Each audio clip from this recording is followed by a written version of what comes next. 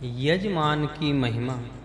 यजमानस्य प्रजाः आतमेरुः भूयात्। यजमान की प्रजा सुदृढ़ होवे, जो यज्ञ अर्थात श्रेष्ठतम कर्म करने वाले हैं। उनकी प्रजा, उनके अनुयायी सभी बलवान, निर्भय तथा सुदृढ़ होवे। उनमें कोई भी भीरु या विकल न होने पाए, क्योंकि भीरु से कोई प्रबल पुरुषार्थ नहीं हो सकता। त्रताय त्वाम द्वितीयाय त्वाम एकताय त्वाम श्रपयतु। त्रत द्वित तथा एकता के लिए तुझे परिपक्व बनावे, वह परमात्मा इनके लिए तुझे परिपक्व बना दे। सत्व रज तथा तम के गुण समुदाय को त्रित प्रकृति पुरुष के संयोग को उदित और केवल शुद्ध आत्मा को एकता कहते हैं। अपने अंदर विद्यमान तीन गुणों से योग्य लाभ उठाने के लिए विशिष्ट तरह की योग्यता उत्पन्न करनी चाहिए। मानव में प्रकृति तथा पुरुष का अद्भुत संयोग दिख पड़ता है, किंतु इन दो तत्वों का परिपूर्ण विकास करने के लिए अच्छी तैयारी कर लेनी पड़ती है। अंततो गत्वा एकमेवा द्वितीयादशात्मक पहुँचाने में भी एक विशिष्ट क्षमता की आवश्यकता रहती है। परमात्मा की असीम कृपा से इस त्रिविध परिपूर्णता की सिद्धि ऊपर कहे हुए उत्कर्ष के लिए मानव में होवे। मानव भले ही अन्य सफलताएं प्राप्त करे, पर अंत में आत्मा के प्रकाश द्वारा पाई जाने वाली उन्नति केवल परमात्मा की असीम कृपा से ही हो सकती है। यम एव एष वृणते तेन लभ्य तस्य एष आत्मा वृणते तनुम स्वाम।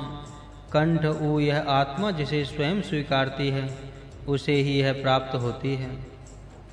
मानो वह आत्मा अपने ही शरीर को स्वीकारती हो। परमात्मा स्वयं दयालु बनकर जब तक हमें स्वीकार नहीं करता, तब तक उसका साक्षात्कार नहीं हो सकता।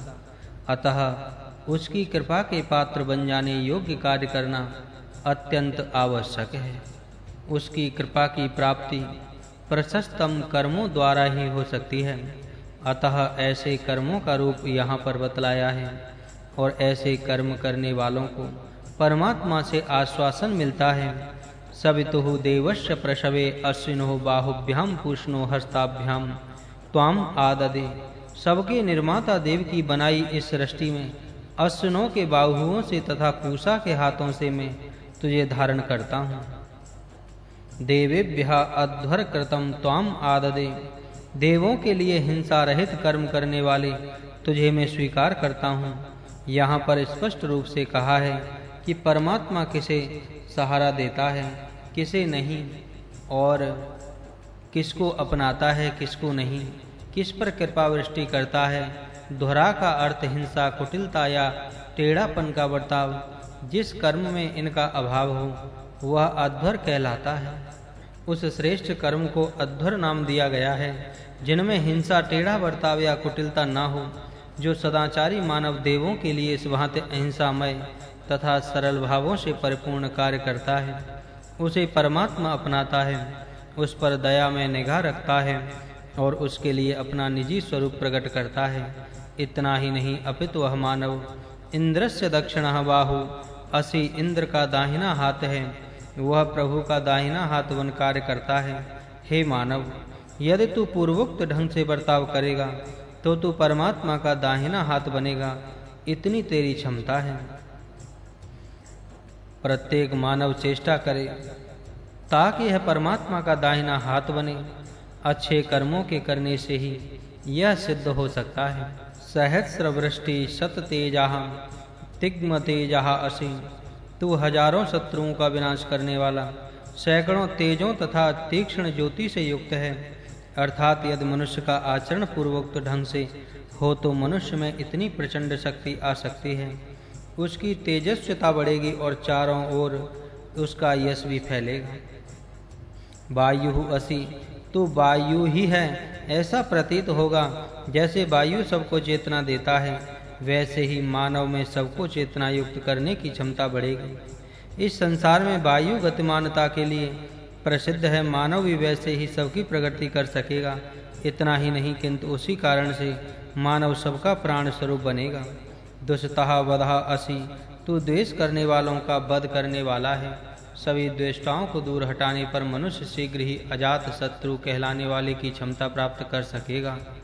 इस स्थिति तक पहुँचने पर मनुष्य की चित्त वृत्ति में महान उथल पुथल, महान परिवर्तन होगा। पहले मनुष्य शत्रु को देखते ही उसका वध करने की इच्छा करता था, पर अब उसका मन इतना अहिंसामय बन गया है कि वनस्पतियों के मूल को भी कष्ट न देने की अभिलाषा पैदा होगी। उस दशा का वर्णन देखिए। हे देव यजनी पृथ्वी तम औषध्या मूलम मां महिषी हिंसः। हे मातृभूमि, तुझ पर देवों के लिए हवन किया जा रहा है और मैं चाहता हूँ कि मुझसे तुझ पर उगलने वाली औषधि वनस्पतियों की जड़ों को भी कभी कष्ट न पहुँचे। जो मनुष्य पहले शत्रु को देखते ही उसकी हत्या करने के लिए दौड़ घूम करता था, वही अब सतर्क हो रहा है कि उसके द्वारा वनस्पतियों को भी कोई बाधा न पहुँचे। इस तरह मानवीय प्रगति ये मंजिलें हैं।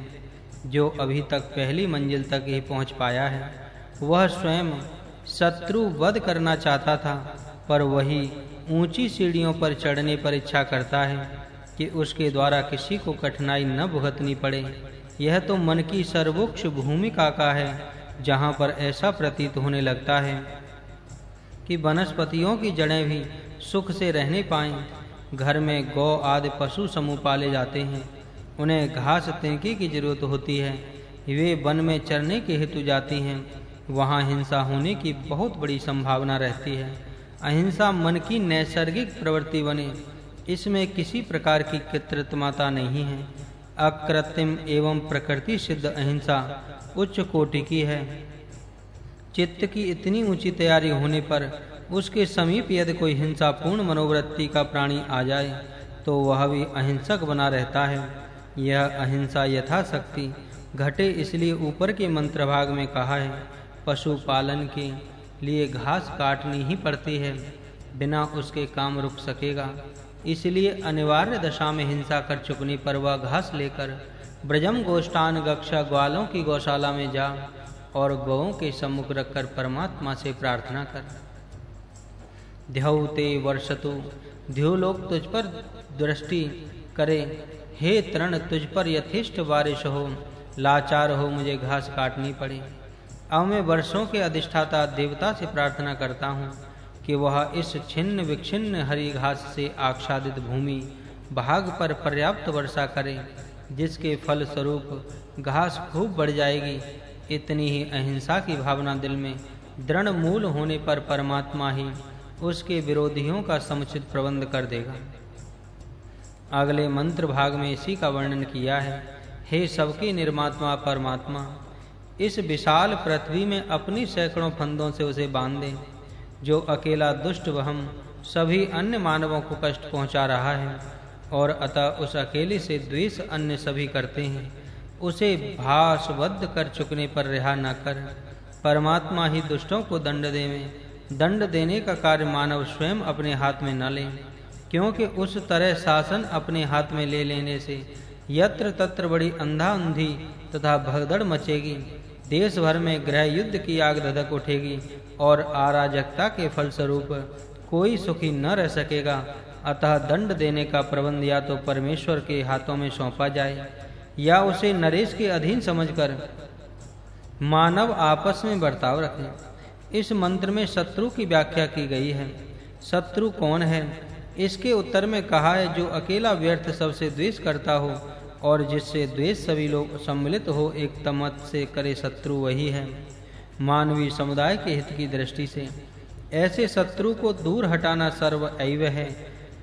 अल्प संख्या वाले अधिक संख्या वालों को व्यर्थ कष्ट न दें और बहुमत वाले अल्प संख्या वालों के अधिकारों को पद दलित न करें।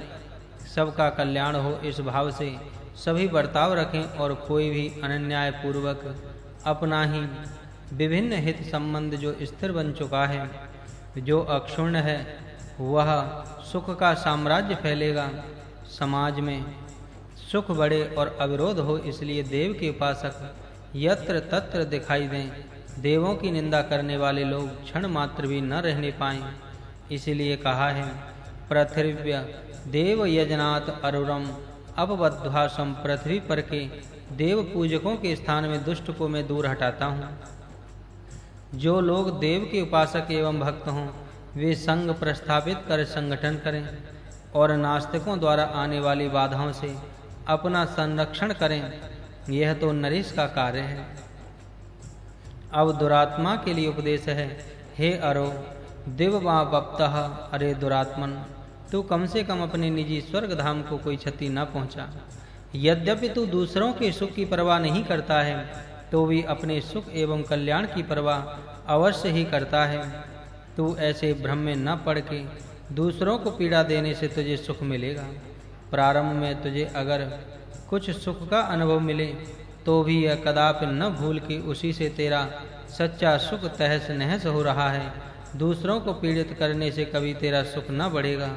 दूसरों को सुख देने से तुझे अधिक सुख मिलेगा। ध्युलोक अर्थात तेरा स्वर्ग लोक तेरे सुख का लोक है। यदि उसमें कुछ बिगाड़ पैदा होगा तो तेरा ही सुख घटेगा। अपने ही हाथों अपने सुख की जड़ पर कुठारघात करना तेरे लिए कदापि श्रेयस्कर नहीं है।